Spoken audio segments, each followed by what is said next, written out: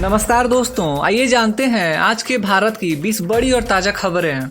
जम्मू कश्मीर के पहलगाम इलाके में ऑपरेशन महादेव के तहत 3 पाकिस्तानी आतंकियों को मारा गया। प्रधानमंत्री नरेंद्र मोदी ने इस ऑपरेशन में सुरक्षा बलों की बहादुरी की तारीफ की और इसे आतंक के खिलाफ निर्णायक कार्रवाई बताया। उन्होंने गृह मंत्री अमित शाह के लोकसभा भाषण का भी समर्थन किया, जिसमें ऑपरेशन की सफलता को उजागर किया गया। पीएम मोदी ने कहा कि भारत अब आतंकवाद को बर्दाश्त नहीं करेगा। झारखंड के देवघर में एक दर्दनाक सड़क हादसे में कई लोगों की जान चली गई। इस पर प्रधानमंत्री मोदी ने गहरा शोक जताया और शोक संतप्त परिवारों के लिए संवेदना प्रकट की। उन्होंने घायलों के शीघ्र स्वस्थ होने की कामना की और राज्य सरकार को हर संभव सहायता देने की बात कही।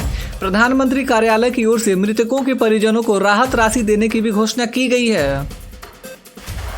प्रधानमंत्री मोदी ने संसद में गृह मंत्री अमित शाह के भाषण को सटीक और सशक्त बताया। शाह ने ऑपरेशन सिंदूर और महादेव के बारे में बताया कि कैसे सुरक्षा बलों ने पाकिस्तान से आए आतंकियों को रोकने में सफलता पाई। पीएम मोदी ने ट्वीट कर कहा कि देश को अमित शाह जैसे गृह मंत्री पर गर्व है। प्रधानमंत्री मोदी का हालिया मालदीव दौरा काफी सकारात्मक रहा। उन्होंने वहां के राष्ट्रपति के साथ मिलकर कई द्विपक्षीय समझौतों पर हस्ताक्षर किए। पड़ोसी प्रथम नीति को बढ़ावा देते हुए पीएम मोदी ने मालदीव के साथ आर्थिक और सामरिक सहयोग पर जोर दिया। भारत की उपस्थिति हिंद महासागर में और भी मजबूत होगी। सबसे लंबे समय तक सेवा देने वाले पीएम नरेंद्र मोदी ने अब इंदिरा गांधी से अधिक समय तक प्रधानमंत्री पद पर कार्य किया है। वे अब भारत के इतिहास में दूसरे सबसे लंबे समय तक पीएम रहने वाले नेता बन गए हैं। उनसे आगे सिर्फ पंडित नेहरू हैं। यह उपलब्धि उन्हें भारतीय राजनीति में और मजबूत बनाती है। राहुल गांधी ने संसद में पीएम मोदी से ट्रंप पर सीधा सवाल किया और पूछा कि उन्होंने सीज फायर का श्रेय ट्रंप को क्यों दिया। राहुल ने तंज कसते हुए कहा कि ट्रंप इज अ लायर। यह कहना मोदी को चाहिए था। इस पर बीजेपी सांसदों ने विरोध जताया और हंगामा हुआ। विपक्षी दलों ने आरोप लगाया कि पीएम मोदी की सरकार ने डोनाल्ड ट्रंप को भारत पाकिस्तान सीमा से जुड़ी अहम जानकारी पहले से दे दी थी। कांग्रेस नेता प्रियंका गांधी ने कहा कि सरकार को इस लीक की जिम्मेदारी लेनी चाहिए। सरकार ने अभी तक इस पर कोई प्रतिक्रिया नहीं दी है। योगी आदित्यनाथ ने 8 साल 4 महीने और 10 दिन सेवा देकर उत्तर प्रदेश के सबसे लंबे समय तक मुख्यमंत्री बने हैं। उन्होंने गोविंद बल्लभ पंत का रिकॉर्ड तोड़ा। बीजेपी ने इसे सच्चे विकास पुरुष का सम्मान बताया।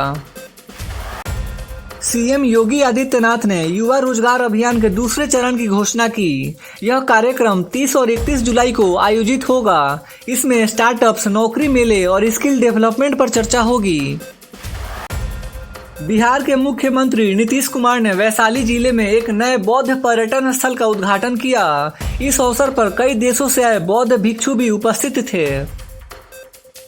बिहार सरकार ने शिक्षा, महिलाओं और युवाओं के कल्याण हेतु 41 योजनाओं को मंजूरी दी। इनमें छात्रों को टैबलेट और महिला सुरक्षा योजना शामिल है।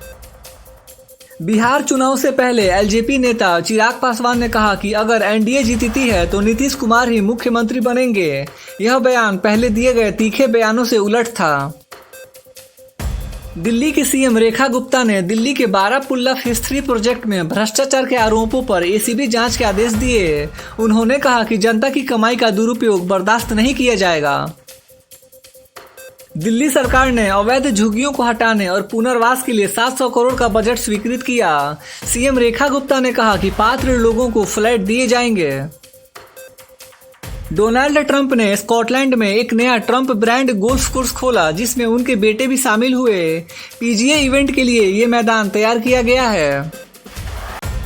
ट्रंप ने रूस और यूक्रेन से कहा कि वे 10 से 12 दिन में सीज फायर समझौता करें, वरना वह हस्तक्षेप करेंगे। यह बयान दुनिया भर में चर्चा का विषय बन गया है। भारत में इस साल जुलाई में मॉनसून सामान्य से 9% अधिक रहा। इससे धान, मक्का जैसी फसलों की बुआई में तेजी आई है। किसान बहुत खुश हैं।